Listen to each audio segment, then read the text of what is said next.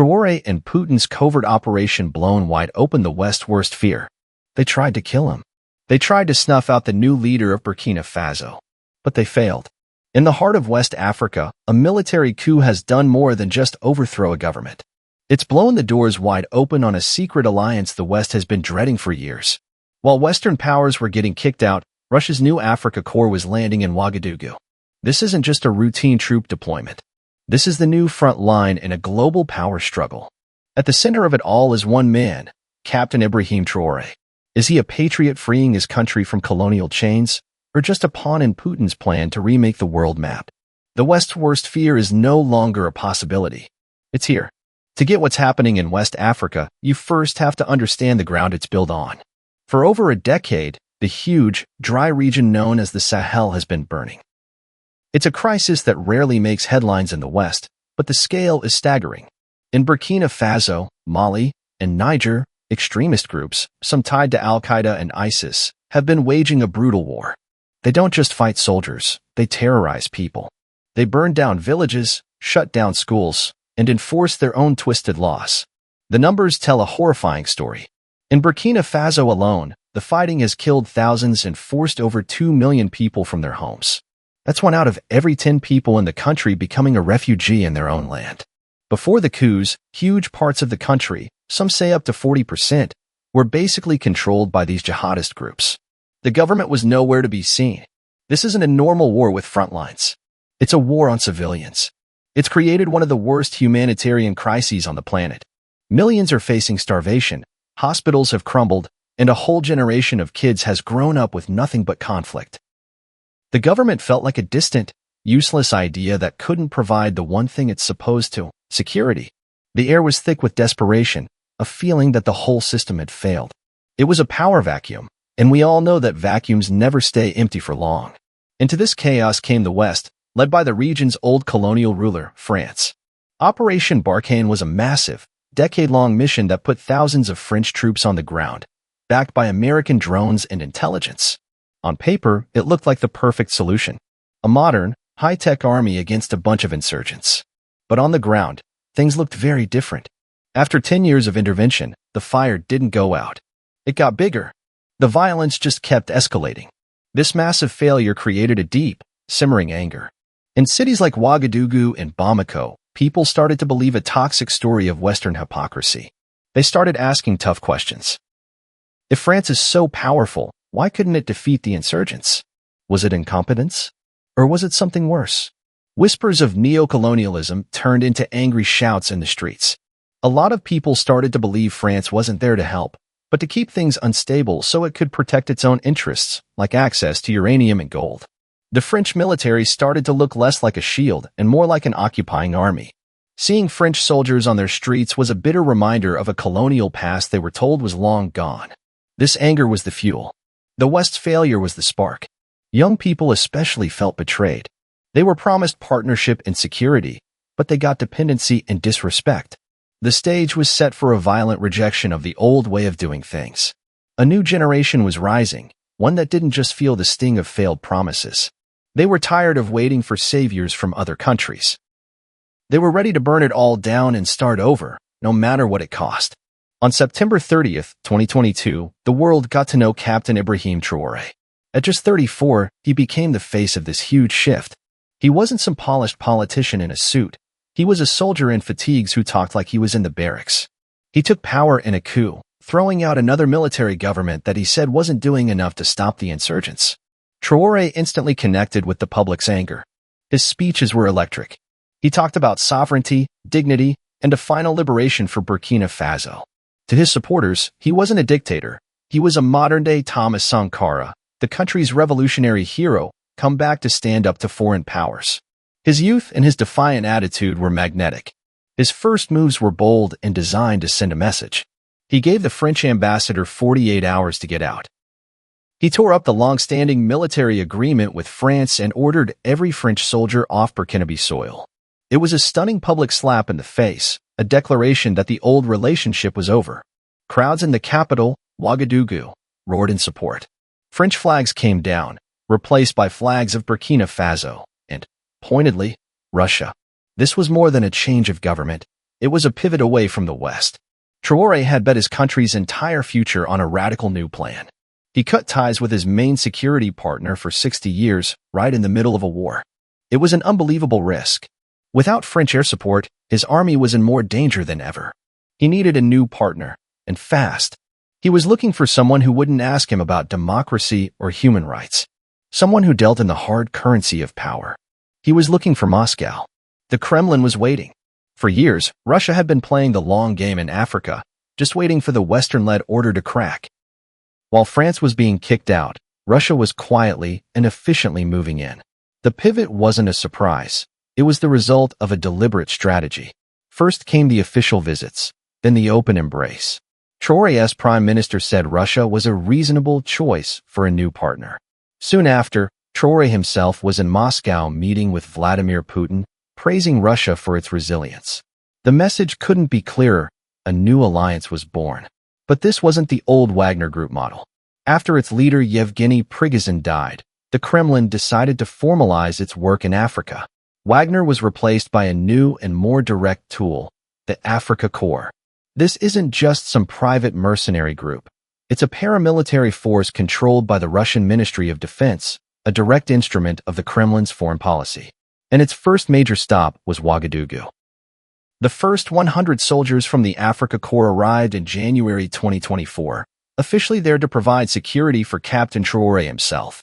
That number is expected to grow into the hundreds, with reports of them setting up a permanent base near the capital, a concrete sign that Russia is there to stay. This was Putin's boldest move in Africa in years. He wasn't just sending mercenaries to fight for gold mines anymore. He was deploying the official Russian state to prop up a friendly government, filling the security vacuum the West left behind with stunning speed. The covert operation was now blown wide open. Russia wasn't just knocking at the door, it was inside the house. This new alliance isn't about shared values. It's a straight-up transaction built on guns, gold, and propaganda. It's a partnership for mutual survival. First, the guns. Russia has been stepping up its military support, finding ways around sanctions to send hardware to the region. Investigators have tracked Russian cargo ships on long journeys from the Baltic Sea to West Africa. They aren't carrying food. They're unloading tanks, armored vehicles, artillery, and advanced electronic warfare systems that can jam enemy communications. This isn't old Soviet junk, it's modern equipment. Second, the gold. Russia isn't handing over this arsenal for free. In exchange for protection, the Sahel juntas are giving Moscow access to the region's incredible mineral wealth. Captain Traore has moved to take control of Burkina Faso's resources, taking over foreign-owned gold mines and building the country's first state-owned refinery. While he calls it economic liberation, it also creates new opportunities. Russian companies are getting new mining licenses, and foreign companies have to give the state a bigger piece of the pie. The money that used to flow to Western capitals is now being redirected to fund the war and pay for Russia's help. Third, the propaganda. This war is also being fought online. Russia has launched a sophisticated information war across the Sahel. It amplifies anti-French and anti-Western feelings, pushes the idea of Russia as a liberator, and builds up leaders like Traore as heroes.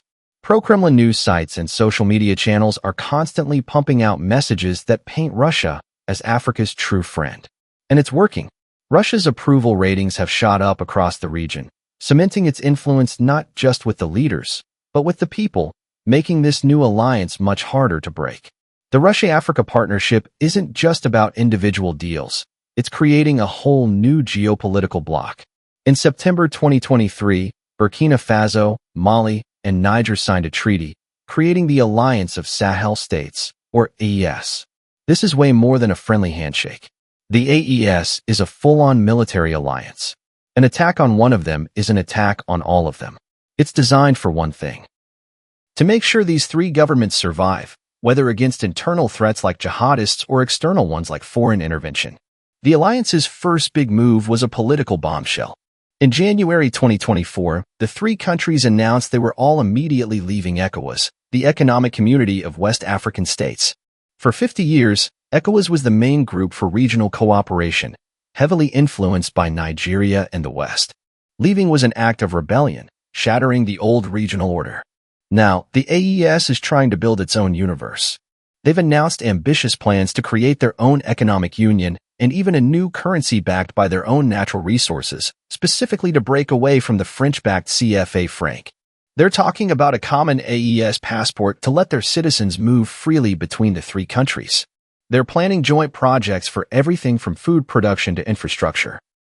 This is the birth of a new anti-Western confederation in the heart of Africa, with Russia as its main bodyguard.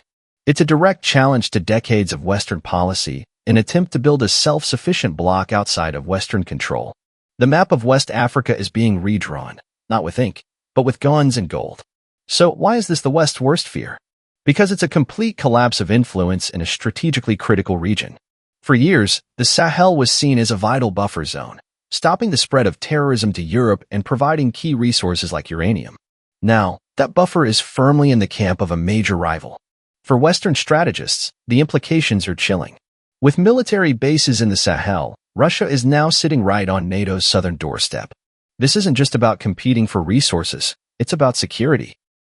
The Kremlin has gained a foothold where it can project power, watch Western military activity, and maybe even, as some fear, create migration crises to destabilize Europe. Getting kicked out of the region has been a massive humiliation for France, the US, and other European countries. It's exposed the limits of Western power. This isn't just a local problem, it's a sign of a shifting global order, a new scramble for Africa, where Russia and China are aggressively competing for influence. There are also serious worries about what this means for human rights. The Russian security model comes with no democratic strings attached. Critics say the juntas, backed by Moscow, are becoming more authoritarian, crushing dissent, and putting off elections to stay in power. Traore's government has passed a new charter that could keep him in power for another 5 years, saying that elections are not a priority right now. The fear is that this pivot to Russia won't bring stability, but a new age of dictatorships, making ethnic conflicts even worse. The West doesn't just see a lost ally. It sees a future of chaos and a new, unpredictable front in a global Cold War. Which brings us back to the man in the middle of it all, Captain Ibrahim Traore. Is he the patriot his people believe he is, or a pawn in Putin's game? The truth is probably somewhere in between. To his supporters, the answer is simple. Traore is a hero who saw how badly the old system and its Western partners had failed. He's the man who dared to say no more, taking back his nation's sovereignty. His focus on self-reliance, from building local factories to helping local farmers, is seen as a real attempt to create a better future, a second liberation from neocolonialism. He's fighting for his country's survival and has picked the only partner he thinks can help him win on his own terms. But there's a darker way to see it. In this view, Traore is a desperate, maybe naive, leader who made a deal with the devil to save himself. He's just swapped one foreign master for another, trading a weak France for a predatory Russia. He's embraced a partner known for its brutality, one that props up dictators in exchange for natural resources. Critics say that by putting his own government's survival first, he's killed any chance of a democratic future for his people. He might be secure for now, but he's tied his country's fate to an unpredictable global power, which could drag Burkina Faso into an even worse cycle of violence. Even with Russian help, the security situation remains terrible, with jihadists still launching huge attacks. Maybe he's both. A true patriot forced by terrible circumstances to accept help from a cynical power. A man trying to build a nation while just trying to hold on to power. His story is the story of the new Sahel, a story of big dreams and very dangerous deals. But that's just our take. What do you think? Let's really talk about this. Is Russia's growing military presence in Africa a good or a bad thing for the continent? Is this a real liberation movement, or just a new kind of colonialism? Drop your opinions in the comments below. And if you want to understand the forces that are really reshaping our world, make sure you subscribe and hit that notification bell. The dust is nowhere near settled in the Sahel. The arrival of Russia's Africa Corps and the creation of the AES isn't the end of the story. It's the start of a new, uncertain, and dangerous chapter. What's happening in Burkina Faso is more than just a local conflict. It's a preview of the future, a sign of a world that is messy, contested, and up for grabs. This isn't just about Burkina Faso. This is about the world's youngest continent deciding who it wants to grow old with. And right now, the answer isn't the West. The consequences of that choice will be felt for generations.